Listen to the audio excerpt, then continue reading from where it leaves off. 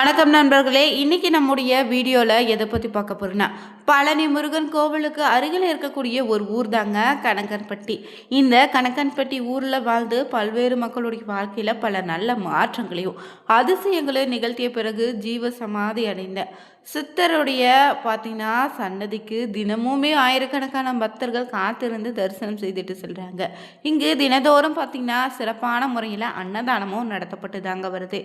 இவர் வாழ்ந்தபோது பார்த்தீங்கன்னா பல்வேறு மக்களுடைய வாழ்க்கையில் பல மாற்றங்களையும் அதிசயங்களையும் நிகழ்த்தியிருக்காரு. அந்த வகையில் இந்த கணக்கன்பட்டி சித்தருடைய அருள்வாக்கின்படி குறிப்பாக பார்த்தீங்கன்னா 3 ராசிக்காரர்களுக்கு கிரகநிலை ரீதியாக எப்படிப்பட்ட பலன் காத்திருக்கு, மேலும் இந்த நேரத்தில் என்ன மாதிரியான விஷயங்களை செய்யலாம் செய்யக்கூடாதுன்னு தெரிந்து கொள்ள இந்த ஒரு பதிவை கடைசி வரைக்கும் ஸ்கிப் பண்ணாமல் பாருங்கள். கணக்கன்பட்டி சித்தரை பற்றி நீங்கள் தெரிஞ்சுக்கணுமா? மறக்காமல் உற்சாக நியூஸ் சேனலை சப்ஸ்கிரைப் பண்ணிவிட்டு கூடவே இருக்க பெல் பட்டனை கிளிக் பண்ணிக்கோங்க. தனிப்பட்ட முறையில் உங்கள் ஜாதக ரீதியாக இருக்கக்கூடிய பிரச்சனைக்கு சரியான ஒரு பரிகாரத்தை பெற்றுக்கொள்ள நினைத்தா வீடியோவில் பார்த்தீங்கன்னா டிஸ்கிரிப்ஷனில் ஃபோன் நம்பர் கொடுத்துருக்கோம். அந்த நம்பருக்கு நீங்கள் கால் பண்ணி தெரிஞ்சுக்கலாம். வாங்க நண்பர்களே, வீடியோக்குள்ளே போகலாம். பழனி முருகன் திருக்கோவில் இருக்குது இல்லைங்க, அங்கே இருந்து அருகிலே இருக்கக்கூடிய ஒரு ஊர் தான் இந்த கணக்கன்பட்டி ஊர்.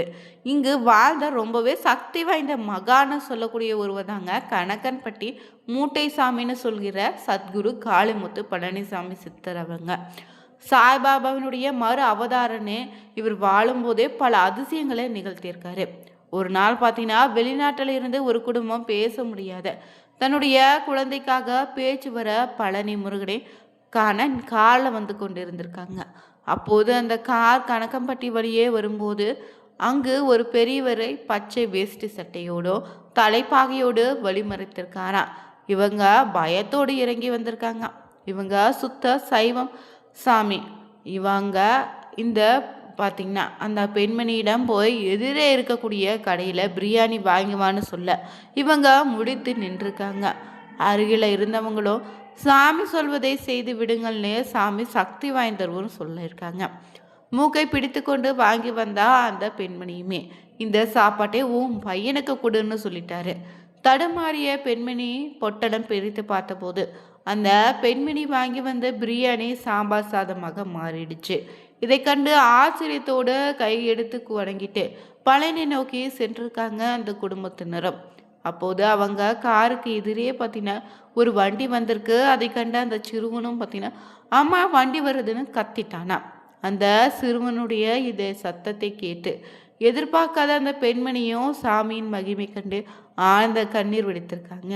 அவர் இருக்கக்கூடிய திசையை நோக்கி வணங்கி இவ்வாறாக பலரினுடைய கர்ம வினையை தீர்த்து அவங்களுடைய வாழ்க்கையை பற்றினா மாற்றி வந்தாங்க சித்தர் கணக்கன்பட்டி மூட்டைசாமி. இவரிட யார் சென்றாலும் போய் அந்த கல்லை எடு, இங்கே போடு, அங்கே போடு, இங்கே கூடு கட்டுன்னு தான் சொல்வாராம். இதே போல் பார்த்தீங்கன்னா ஒரு முறை ஒருவர் நிலமாங்க இவரிடம் உத்தரவு கேட்கும்போது கிழக்கு போய் வடக்கு போன்னு சூட்சமாக சொல்லியிருக்காரு. உத்தரவு கேட்ட நபருமே பார்த்தீங்கன்னா 2 நிலம் பார்த்துருக்காரு. அதில் ஒன்று வடக்கில் இருந்திருக்கு, அதன் வழி கிழக்கு பார்த்து இருந்திருக்கு. கிழக்கு போய் வடக்கு போன சுவாமி இதை தான் சூட்சமமாக சொன்னாருன்னு எண்ணி அந்த நபருமே பார்த்தீங்கன்னா அந்த நிலத்தை வாங்கி வளர்ச்சி அடைந்திருக்காங்க. மேலும் இவருடைய ஜீவ சமாதிக்கு சென்றாலே நிச்சயம் ஒரு மாற்றம் உண்டுங்க. இவருடைய ஜீவ சமாதியில் பார்த்தீங்கன்னா ஒரு நல்ல அதிர்வளைவுகள் நன்றாக உணர முடியும். பழனி பேருந்து நிறுத்தத்தில் இருந்து பார்த்தீங்கன்னா சுமார் 8 கிலோமீட்டர் தொலைவில் பஸ் வசதி இருக்குது. திண்டுக்கல் மாவட்டத்தில் பழனி தாலுகாவுக்கு உட்பட்ட கணக்கன்பட்டி கிராமத்தில் தான் இந்த அழுகுமூட்டை சித்தருடைய சமாதி இருக்குங்க. இங்கே இவருடைய பக்தர்கள் பார்த்தீங்கன்னா ஆலயம் அமைத்து வழிபட தொடங்கிட்டாங்க. மேலும் இவரை தரிசிக்க தினமுமே ஆயிரக்கணக்கான மக்கள் அங்கு செல்வதை வழக்கமாகவும் வச்சிருக்காங்க. காலை 6 மணியிலிருந்து மதியம் 1 மணி வரையும், மாலை 4லிருந்து இரவு 8 மணி வரையும், காலை தினமுமே 7 மணிக்கு சிறப்பு மண்டல பூஜையும் நடத்துகிறாங்க. இந்த சித்தர் பார்த்திங்கன்னா எந்த நேரமுமே பரட்டை தலையோடு அதற்கு மேலே ஒரு துண்டை வைத்து தலப்பா கட்டி தாங்க இருப்பார். இவர் பழனியில் இருக்கும் அனைத்து கோவில்களும் சுற்றி வருவார். ஆரம்பத்தில் இவரே கண்ட ஊர் பொதுமக்களுமே அனைவரும் இவர் ஒரு பைத்தியன்னு கல்லால் அடித்து விரட்டியிருக்காங்க. ஆனால் அழகு மூட்டையை கையில் வைத்து சுற்றி வருவதனால பழனி சுற்று வட்டார இருந்த பொது மக்களும் இவரை மூட்டை சுவாமின்னு அழைத்திருக்காங்க. பழனியில் 2 பெரிய மலைகள் இருக்குதுல்ல, அதில் ஒன்று பழனி முருகன் கோவில், மற்றொன்று இடுமன் கோவிலுங்க. இவர் இந்த இடுமன் கோவிலில் தான் பல வருடங்களாக வாழ்ந்து வந்திருக்காரு. பிறகு பழனி மலைக்கு அருகில் இருக்கக்கூடிய கணக்கன்பட்டி ஊரை சுற்றி வந்திருக்காரு. அப்போது தாங்க பார்த்தீங்கன்னா இவர் பல்வேறு அதிசயங்களை நிகழ்த்தியிருக்காரு. அவர் நிகழ்த்திய அதிசயங்கள் என்னென்னு தெரிஞ்சுக்கொண்டோம். மேலும் இவருடைய அருள் வாக்கின்படி இனி வருகின்ற நாட்களில் குறிப்பாக பார்த்தீங்கன்னா குறிப்பிட்ட 3 ராசிக்காரர்களுக்கு கிரகநிலை ரீதியாக எப்படிப்பட்ட பலன் காத்திருக்குதுன்னு இந்த பதிவில் பார்க்க போகிறோம். முதலாவதாக வரக்கூடிய ராசினா மற்றவங்களோட அனுசரித்து செல்லக்கூடிய மேஷராசி நண்பர்களுக்கு பார்த்தீங்கன்னா மங்களகாரகன்னு சொல்லக்கூடிய பார்த்தீங்கன்னா செவ்வாயை ராசிநாதாக கொண்டு இருப்பதால் சித்தருடைய அருள்வாக்கின்படி இனி உங்களுக்கு துணிச்சலோடு எதிலும் ஈடுபடலாம். சாமர்த்தியமான பேச்சின் மூலம் எல்லாமும் அனுகூலமாக நடக்க போகுது. வீண் வாக்குவாதத்தால் பகையை மட்டும் வளர்த்துக்காதீங்க. ஏற்றத்தாழ்வு பார்க்காம எல்லோரிடமும் சமமாக பழகலாம். கொடுத்த வாக்கை காப்பாற்றி நன்மதிப்பும் பெற போறீங்க. தொழில் வியாபாரத்தில் ஈடுபட்டு இருந்தீங்கன்னா திட்டமிட்டு செயலாற்றுவது வளர்ச்சிக்கு உதவும். வாடிக்கையாளர்களிடம் சாதகமாக பேச வேண்டியதாக வேண்டும். உத்தியோகத்தில் இருப்பவங்களுக்கு துணிச்சல் இனி அதிகரிக்கும். மேலும் வியாபாரம் தொடர்பான பணிகளில் இருந்த தடங்கல்கள் நீங்கும். சாதகமான பேச்சு வியாபார விருத்திக்கு வழிவகுக்கும். குடும்பத்தில் இருப்பவங்களோடு தன்மையாக பேசுங்க. கணவன் மனைவிக்கிடையே ஒற்றுமை குறைய வாய்ப்பு இருக்கு. குடும்பத்தில் இருந்த சிறு சிறு பிரச்சனைகள் பற்றினா சரியாகும். கணவன் மனைவிக்கிடையே விட்டு கொடுத்து செல்வது நல்லது. பெண்கள் இந்த நேரத்தில் காரியத்தில் அவசரம் காட்டாதீங்க. நிதானமாக செய்தாலே வெற்றி நிச்சயம். வீண் வாக்குவாதத்தை தவிர்த்திடுங்க. விவசாயிகளுக்கு பயிர் உற்பத்தி நன்றாக இருக்கு. பழைய குத்திகைகள் இனி வசூலாகும். அரசியல்வாதிகள் தங்கள் சார்ந்துள்ள கட்சியில் பார்த்தீங்கன்னா சிறப்பான பலனை பெறலாங்க. மேலும் அடுத்தபடியாக பார்த்தீங்கன்னா சிம்மராசி நண்பர்களுக்கு சித்தருடைய அருள்வாக்கின்படி இனி பார்த்தீங்கன்னா உங்களுக்கு தடைப்பட்டு வந்த காரியங்களில் இருந்த தடைகள் நீங்க சாதகமாக நடந்து முடிய போகுது. முக்கிய நபர்களுடைய அறிமுகம் உண்டு. அதனால நன்மை இருக்கு.